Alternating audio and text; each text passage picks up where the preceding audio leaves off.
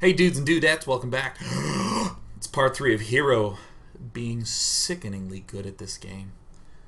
At pretty much every step, it's a very scary choice to continue to attack a Terran player. And yet Hero does, and does it well. And does it weller than anyone could have ever welled before. And he's actually a welder. That's so stupid. That's some like D- grade wordplay there. Wow, what are we going to talk about? Well, let me tell you. Certainly, Hero continues to attack at every point. Most people would be reticent to do that sort of thing, but we can see the logic behind all of these steps, and it's really cool. Some key pieces, again, the continued contain from Hero, even though Oracles failed miserably, even though the attack didn't do that much, well, still, it's going to force the Terran to be a little bit closed up. So this followed up gateway for the contain. And of course, the additional choice to go Zealot Archon, because we'd contained him so much. Very cool. Only works if you're in the right position. So Hero's getting into this rather odd spot. Very dangerous to do this sort of attacking. However, we do have Stommies! Also, Hero moves down to the bottom and kills off a lot of workers. I don't know if that was intentional, but he did some significant damage. Excuse me, did DOS burping.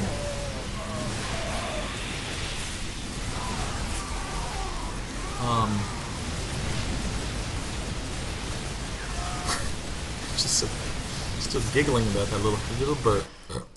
Ooh, excuse me. In the units, we see that the oracles are gone. I think they tried to poke up somewhere up here in the main base, but this is kind of a crisis mode. But what is really nice, gosh, I keep hitting on the wrong things, is that we do have this mothership core up to deal with drops and this, that, and the other. I think it's very easy to ask the question, why did he expand here and not here? A lot of players think that in the PvT matchup, this is a little bit easier. It's easier to have lines of bases defended as opposed to triangles of bases, given the way that drops can go, where they can go up here and then lift up and drop in here. With a line, it's very much, if he's attacking here, he can really only be attacking here. And if he wants to pop in there, well then I fortunately have this mothership core that has this floatable area to be able to throw down the planetary cannons. Oh, by the way, if you would be so kind as to tune in to the After Hours Gaming League Grand Finals on April 27th, go to www.day9.tv or afterhoursgaming.tv for more info. That'd be great. I'd really appreciate it. So it's these sort of counter punches that are always like super dangerous. And of course, Hero, given this low econ situation, completely correct to add on more gateways. The higher up it would be on the econ chain, the more it would be leaning towards the Colossus. We have plane number 4. Not quite enough for Storm, but very nearly enough for Storm. Remember that place where we had our pilot at the start of the game? Yeah, pretty cool. I think Hero's set himself up quite nicely. Sets himself up really quite nice. So this line formation makes it really easy to position. You could sort of see the army there, so then we would just sort of wander up this way, and then the mothership core can do the last float.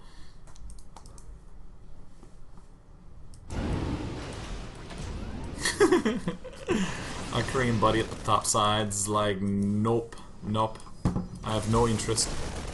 And because we have ourselves on lockdown, again, these little zealot counters much more effective, given the fact that it is a low econ situation. So, alright, now time for some real cleverness out of our Terran Hero. He begins to add on Hellbats. He adds on 3 ghosts, but really does not have the macro. Not the macro. He doesn't really have the gas to be able to continue make a ton of ghosts. And Hero's essentially continuing to force his Korean counterpart to continue to make quite a lot. What the hell? That my mind wandered and I said something that was just dumb. He's going to force his Terran opponent to get a lot, because that's not something that you want to do anyways. He's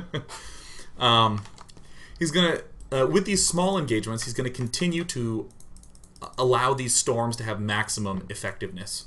There's going to be a low ghost count, if any.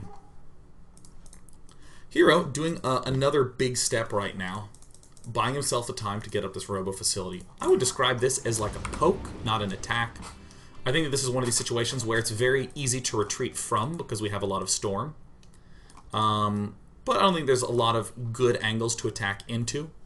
Now, a reasonable question is, how on earth do you approach these ghost armies that are always poaching at the front? Hero does a smart thing where he just leads with just a couple of ghosts and the Templar. Just like this. Just this little segment. To be able to allow himself to get into a position, and then he's just going to pull back afterwards. Oh, that was nice. Most people kind of have a single High Templar poaching out in the front to pick off these ghosts that are poaching out front. And like any good Protoss, sets himself up the forward pylon. And having pylons on both sides of the map, like one here and one here, is like so freaking important, because whatever way he heads, you just warp in along the other side. Oh, he's moving down this way, as I can see by my Templar, as I can see due to the fact that I'm constantly attacking. Well then great, great. I can do this sort of warping. Finally, Tutu's getting close to done. Yay! Getting the Tutu. So Hero actually has to be really cautious right now, because finally time has gone on to the point where the Terran actually does have some intimidating numbers to his force. He can get Ghost Tech with, you know, Hellbats, and this, that, and the other. I don't know why I'm taking a liking to saying that. But now I think Hero is playing it off finally in the chill, calm fashion of a late game setup. Taking bases, leaving all the warp gates idle. We can see there's 3 gateways idle here. There's these other guys. I mean, there's about 4. Idle again, just sort of chilling with it. And these pokes are to try to draw people into storms, not so much to try to do anything game-ending. Often you'll see this push just retreat right now if it doesn't get anything too juicy. Like that. Yeah, I'd like him to walk into storms. Maybe send some zealots down to kill some workers. Not a full-on attack. Here's some more zealots going up there. Some really nice angling. Ooh, this is a good place to get him in. Actually, that's such a cool tactical move. I will talk about that a little bit more. The most key position in any big attack is between 2 bases. So here's a base, and oh, we're in between, and here's a second base. This gives us a lot of utility. So we can say to ourselves, oh, the army is that way. Alright, cool. I will then send some small stuff the other way. Or likewise, if there was a huge army here, we'd send a couple little bits up there. This is true for every race, not just this PvT that we're seeing here. Because he pulls back far enough, and then he lets the army go to the other side. Alright, cool. And now he's going to step back in between again. Look, he just lets him go in there. Yeah, and if you want to attack back this way, Terran, you're going to have to walk into storms. Isn't that cool? Now, the fact that these zealots came from this warp-in pylon is certainly excellent, but for the other races, like, if you're a Terran player, you can just, like, you know, have your Marine tank chill here, and then just send these 5 Marines up or whatnot.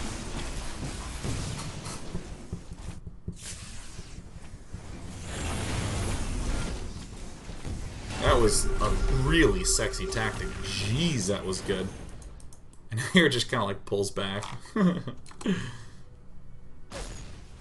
That was so cool. Jeez, how did I not lose my mind about that the first time I watched this game? Wow. And just stockpiling Colossus. Colosspiling.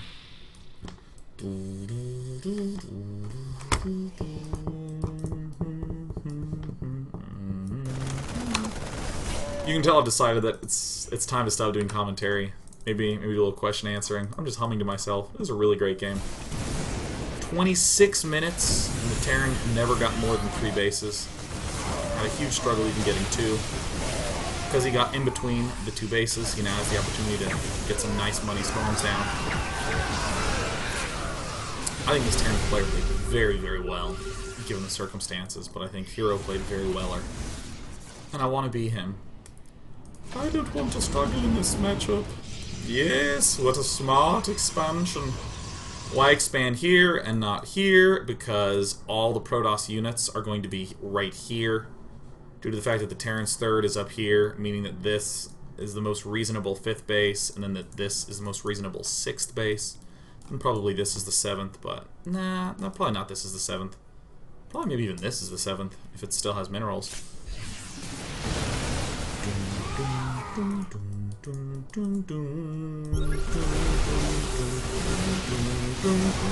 Stormer! Feed the Becky! And that Mothership Core makes a cameo appearance. Foe the death! I was there at the beginning, I will be there at the end. Alright, let's take some questions. God, I had fun with this daily today. That was a fun-ass daily. Because Hero's a fun-ass mother. Ship Core Controller. That was a save. That was incredible. We almost went R and we pulled back to PG. Incredible. From R to PG. PG-13. Wow.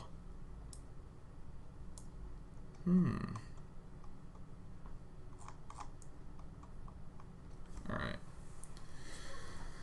I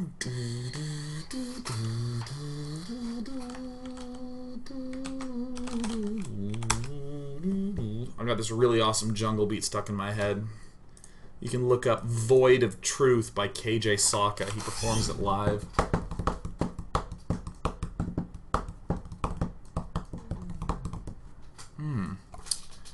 Alright. Right. Dorenti98 says, Dear Day 9, I am a Diamond League Protoss who has great micro and macro, but is terrible at doing both during a fight. If you are in a fight, and you have the stronger army, would you choose to macro up or continue to micro your units and focus on his army? I am going to reference something that DeMuslim said very wisely on his stream earlier today, that micro in a battle is not nearly as important as how you enter into that battle. Really common thing that happens with Protoss. I actually noted that Hero never did this in this game, but I noted it in my mind and then just didn't say it till now. I'm so good. Zealot Archon armies have a tendency to ball up with the... Like, if you click somewhere, the Zealots sit in the middle and the Archons are around the outside. So then when you start moving, you have like an Archon ring with the Zealots in the middle, so when you engage, the Zealots have to go around the Archons and into the battle. So that's bad. So you want to make sure the Zealots are in the front and the Archons are in the back.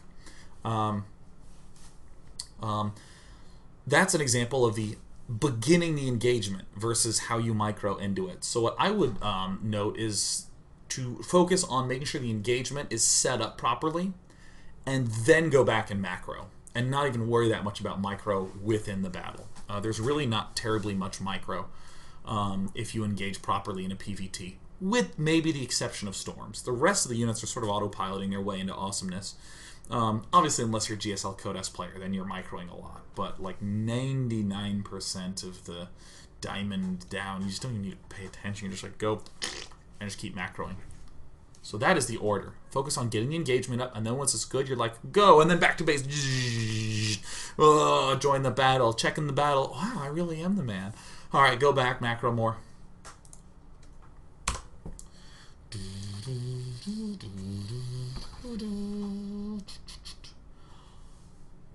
Promulgate.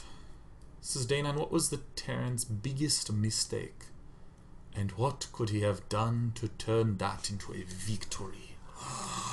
I actually feel like here is the big moment where a potential loss was had. So here we got our Terran buddy trying his damnedest. To stay alive, to keep on hanging in the fight. I feel like right here, I don't see a big reason why the Terran didn't go down his ramp right away.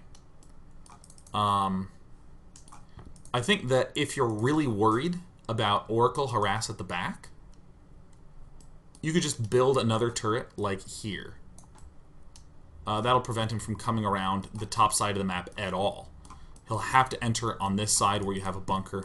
But I mean, I think this is the key piece of terrain where Terran really needed to focus on getting up. But Terran's just still hanging up in his base. And as Terran, you gotta know, if you had pressure at the front and Oracle's in your base fast, your opponent is not going to have a ton of gateway units too swiftly. So I think here was mistake number one. Could have moved down the ramp. Or at the very least, begun a bunker and left everything at the top of the ramp, and then just retreated fast. Things got hairy. I think this was the second mistake, trying to go for this drop. I don't think that is nearly as important as trying to get this base up. I think going for a single drop maybe was okay, but like, I'm going to come back and note actually how much damage it did. Here's DOS drop. So both players started about 1,200 in the units lost tab.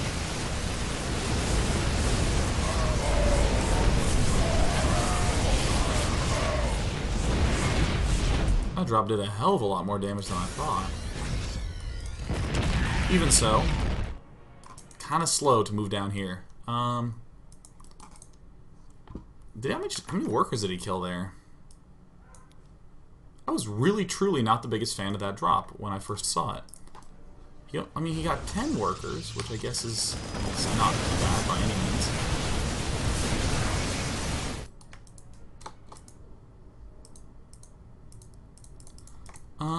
I wonder if he'd recalled into his main, whether he would have lost less stuff. This is honestly one of the big reasons why I have my health to selected instead of to all. So I can do this sort of stuff where I can like select the Protoss units. Yeah, I guess most of them died in transit.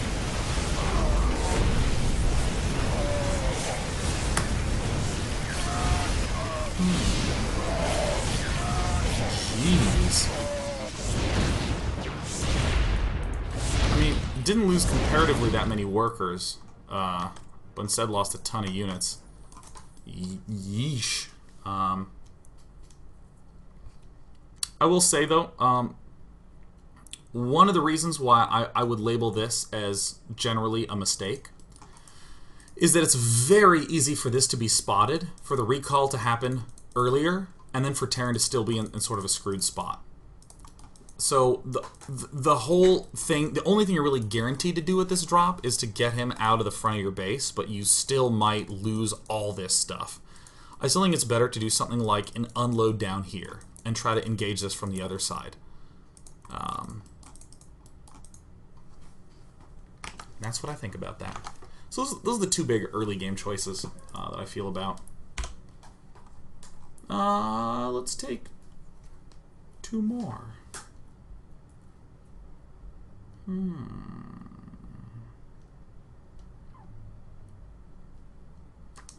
Mulstellensat says Day 9 is Terran. How should / can you read the Protoss build coming out of the 2-Stalker Mothership Core opener? The general answer is you can't. That's why it's so good. There's little techniques like that can kind of help abate some threats. So we see that Terran do one of these in this game. I'm actually just going to disable the sound. He sees the Chrono Boost going on. So what does he do? He hides. Because this Stalker, in a normal build, this Stalker will finish between 4:05 and 4:15. So it looks like with this weird build order, it was about 10 seconds late. But then our Terran hero hides here until about the 5-minute mark, because the 5-minute mark is when Stalkers and Mothership Cores are at the front of our base. Or if you really wanted to read, yeah, see, look, he's moving even before the stuff has hit the front. And also the second Stalker will almost always be out of the way of the front.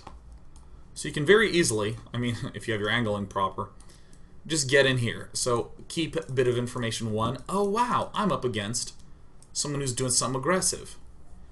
Probably a Stargate, could be a Dark Templar rush. Could be a 4-gate. I'll need to focus on building units and getting eBay up. So that was stupid. That was about as dumb as an SCV's ever been. Oh my god. Oh my god. Never mind. There's a big mistake. Oh my god. And then he goes back. Oh god. Oh my god. What a fail.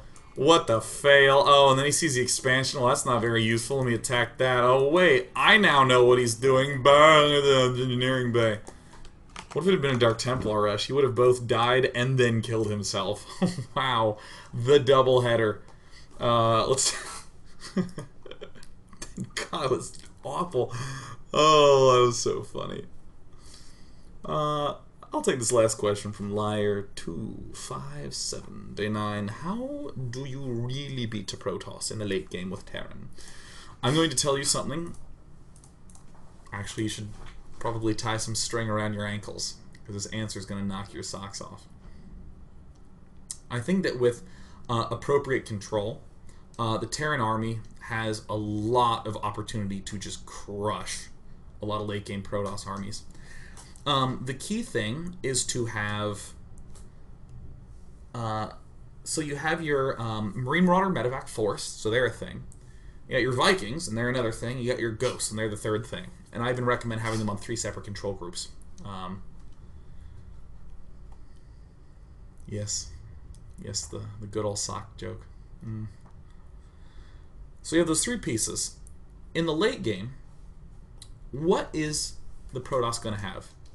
Speed Zealots, he's going to have Blink, he'll have all his upgrades, he'll have Colossus with range, and High Templar with Storm. So how do you engage that? You have the Ghost leading with the Vikings just barely on top of them. Because there's not... And then just behind that you have your Marine Marauder army. So you kind of have like the Ghosts, and you can actually just take your Vikings and right-click on one of the Ghosts, so they'll follow the Ghost. And then you have your Ghosts move forward and the Vikings move forward. So let me say your Marines are 1, your Ghosts are 2, and your Vikings are 3. So you're like 3, click on the Ghosts. Then you go 2, 1, 2, 1, 2, 1, 2, 1, 2, 1. So here's my Ghosts. My Ghosts are the wiggling units. So your army sort of does this. So we've just talked about that control. The goal of this is that a Protoss army can't really just sprint up and engage you because he's going to eat a ton of EMPs. The Templar have a little bit of an issue getting to the front because obviously it snipes from the Ghosts, so you can't really get a good storm on your bio army. And the Colossus seem like the only tool that can really hit the Ghosts, but that's why you have the Vikings just barely on them, so you can go and pick them off. So it's basically Ghosts and Vikings lead, Marine Marauder army at the back. I will also note that with this setup, you should be having very few Marauders in the force. It should be almost all Marines with this late game setup. You want to be removing Marauders from your composition and replacing them with Marines, because Marines just do a lot more damage.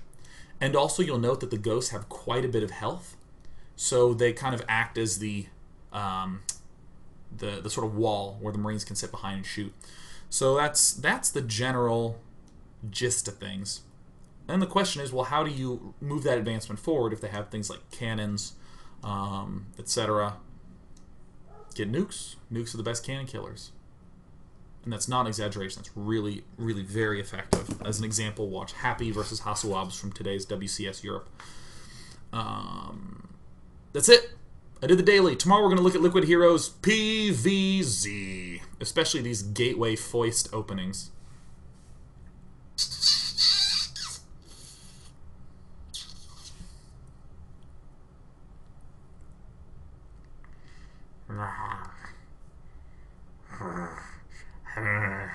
What am I doing? Whatever. Go watch the After Hours Gaming League on April 27th.